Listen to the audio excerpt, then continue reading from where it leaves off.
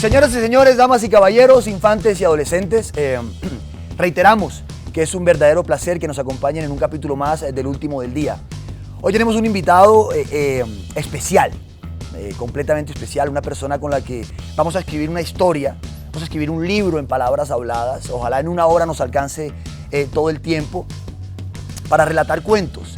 Detrás de cámara estuve charlando con él y tuvimos un juego de palabras maravilloso, donde hablamos de literatura, hablamos de teatro, hablamos de un nuevo comienzo, hablamos de lugares recónditos donde fue a hacer teatro, donde fue donde los campesinos a llevar este hermoso arte, el arte dramático.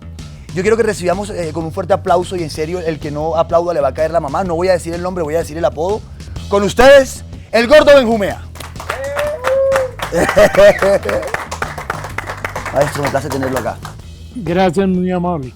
Bueno, maestro, pregunta cotidiana, como le pregunté cuando llegué, ¿cómo va todo? ¿Cómo va la cosa? Bien, la cosa va bien. Me alegra mucho. Dependiendo de qué sea la cosa. ¿Qué connotación le podemos dar aquí, maestro? Dejémoslo en cosa. En cosa. Que ha funcionado muy bien para muchas cosas. Perfecto, dejémoslo ahí. Maestro, como lo dije en un principio en la introducción del programa, quiero que entre usted y yo, más bien usted porque yo aquí no valgo un peso, escribamos o escriba un libro de su historia en una hora. Esta vez no lo vamos a escribir, sino lo vamos a hablar. Y regalémosle a la gente un poco de todos esos años maravillosos, como me decía ahorita, de esa vida rara. Vámonos, por supuesto, a la infancia, donde la razón comienza a usarse. ¿Cómo fue esa época? ¿Cómo fue esa niñez del Gordo Benjumea? Bueno, cuando yo arranco, mis primeros años fueron muy locos. Mis hijos dicen que a mí en los colegios se peleaban por que yo estuviera allá. No era que se peleara, es que perdía todos los años y entonces mi mamá y mi papá me cambiaban de colegio, claro, advirtiéndote que antes venía la susodicha muenda, el susodicho regalo, el famoso correazo, el regaño y todo. Entonces, yo en la infancia no, que hubiera dicho, mire, es que el tipo funciona para esto, no aparecía por ningún lado. Sí. Yo sí estaba enamorado de este arte, no sabía cómo funcionaba, quería ser actor, no sé para qué, pero quería ser actor. Sí. Fui admirador de muchos actores colombianos, Hugo Pérez, por ejemplo, de quien conservé por muchos años su autógrafo. Luego fuimos compañeros de trabajo. Sí. Después trabajó para mí y el día que murió no me di cuenta, afortunadamente. Claro.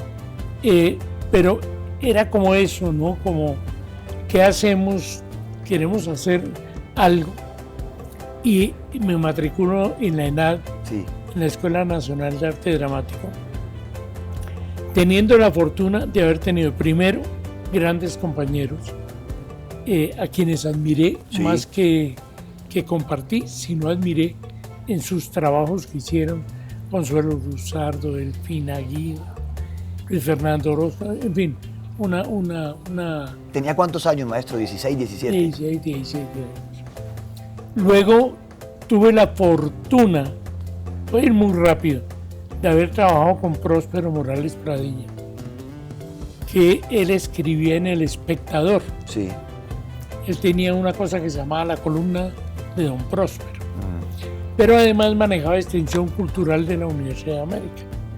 Yo caí allá y entonces empezamos a trabajar, a hacer teatro universitario. Hicimos muchas cosas, muchas, a ese nivel. O sea, hicimos los clásicos, hicimos Escorial, hicimos, por decir un nombre cualquiera, hicimos Molières, hicimos Shakespeare, pero a nivel universitario. Sí. Él era de la junta directiva del SENA y me lleva al SENA a manejar su teatro. Y de ahí y en una de las más bellas experiencias. Hacíamos teatro con la gente del SENA, los estudiantes de, ¿qué te digo?, de comercio, de banca, de todo eso. Y se lo llevamos a los campesinos que estudiaban ordeño, siembra de café, de maíz. Entonces era como... Es decir, literalmente se iban al campo. Y no, literalmente no, totalmente. Al campo. Y allá llegábamos a hacer teatro campesino. Entonces yo tomé obras, y lo primero que tomé fueron las farsas, unas farsas que había recopilado Alejandro Casona del Teatro Popular Español. Y yo las traje y sin aplicarlas a nada, como estaban, Sí. las hacíamos. Y hacíamos, por ejemplo, Farsa y Justicia del Corregidor, Sí. que era la historia de la corrupción de la justicia. Si lo hiciéramos ahorita, sería tan actual como hace 40. Hace 40 años. Maestro, ahorita hablábamos detrás, me decía que había recorridos larguísimos para llegar a ese campo. Uy, yo no recuerdo el sitio, la vereda Tucurumá, por decir un nombre. Sí. Y arrancamos para allá. Fuimos un sábado para regresar un domingo. Sí. Y arrancando muy temprano, nos fuimos hasta un sitio que paramos y de ahí nos bajamos y montamos a caballo, atravesamos un río y montamos de ahí para allá. Nos montaron en unas mulas y nos dijeron, vayan tranquilos.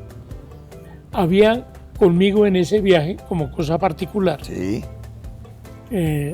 habían 3 personas de teatro de una escuela inglesa que habían venido a ver qué era lo que hacíamos.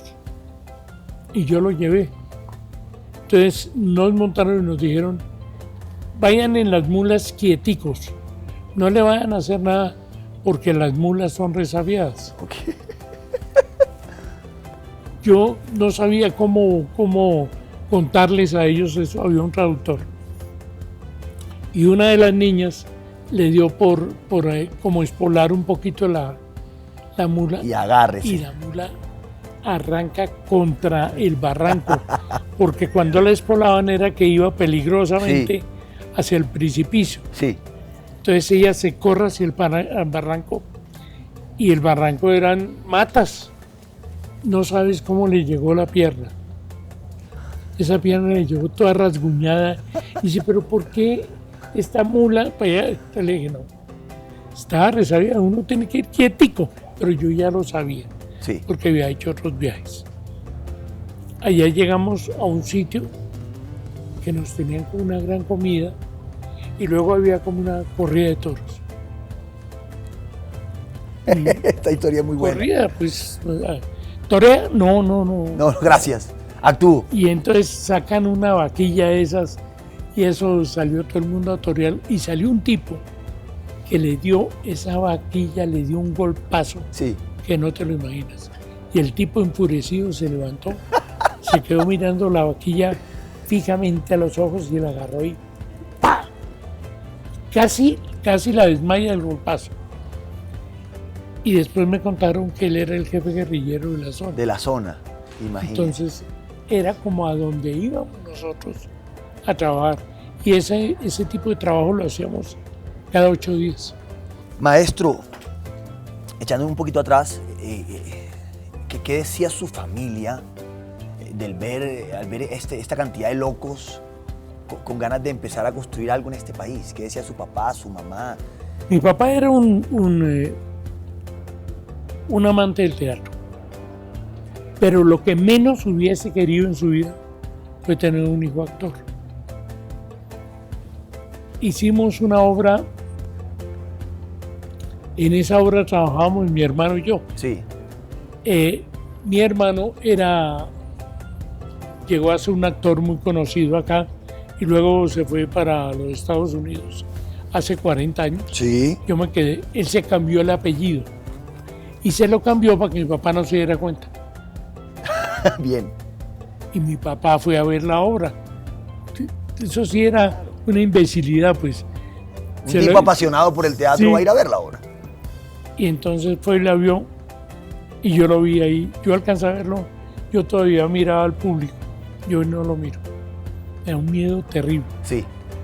Y entonces, cuando llegué a la casa, uno enfrentarse con ese tigre de Bengala, me senté a esperar que me vaciara. Y me miró una pausa interpretativa, Sí. como de 4 minutos, Sí. y al final yo no lo conté. Le dije, ¿cómo te pareció? Me dijo, pasable. Pero en el fondo le encantó. Yo no sé, nunca lo supe.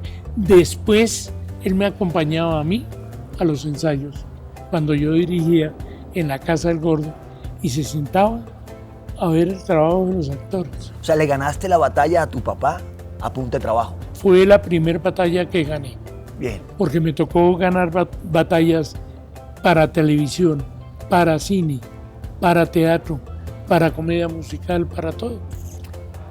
Hablemos de esa experiencia pésima que tuvo en la primera salida a unas tablas. Ah, no, pues. Es que Eso me encanta. la primera vez, yo tengo muchas embarradas de eso. Sí, sí. La primera salida fue llevar un ramo de flores de esos que dan los teatros a María Guerrero, en la compañía María Guerrero, para ella. De España, ¿no? Sí. Sí. Entonces yo estaba en el Colón, ahí estaba entre cajas con mi ramo desde el primer acto, y la obra tenía 3. Yo con las manos dormidas y tú sabes, y yo decía, esta vaina, ¿cómo será? Porque es que ese ramo tenía unos palos atrás, Sí. y el ramo muy lindo por delante. Dije, pongo el ramo para ella O para el público. o para el público. Sí. Y entonces en ese dilema ya tocó salir, y dije, para el público, y ¡pum! Para el público puse las varillas. la parte, la cola La cola. del ramo. Y esa fue la primera embarrada que hice. Pero yo hice muchas. Regáleme otra. Estaba estudiando en la escuela de teatro, y un tipo que se llamaba Toño Pérez me lleva a Bucaramanga a hacer La Pasión de Cristo. Yo era un poco más flaco que tú, Gracias. y claro, entonces era perfecto para ser de Cristo. Y me voy a hacer de Cristo, y resulta que cuando voy a ser Cristo yo digo, yo estaba estudiando Stanislavski, Sí. la vivencia, el personaje. Cristo no tenía calzoncillos. Pensé, Claro. el Cristo tuvo que haber salido con la sábana sola o en pelota, así amarrada y así. Yo hice mi obra, y cuando llegó la crucifixión, estaba yo así, Oh, que y se entonces, por un ladito de la sábana, el premio que Dios me dio se salió. Yo sí empecé a ver un revuelo abajo entre la María Magdalena, la Virgen, todos los apóstoles, y todo el mundo así. Como, ¿qué hacemos? El director, que era un animal, le dice, porque ya iba a terminar la obra, le dice a quien me mataba, cuando le voy a meter la lanza, métasela debajo, para meterle esa vaina, y lo mata. Sí. Eso no se nota. ¿Tú crees que un mamonazo con una lanza en un testículo no se va a notar? Yo ya estaba muerto, supuestamente. Sí. Y apenas siento ese golpazo, dije, ¡ay, güey! Y terminé diciendo la verdad. Y nos echaron de Bucaramanga.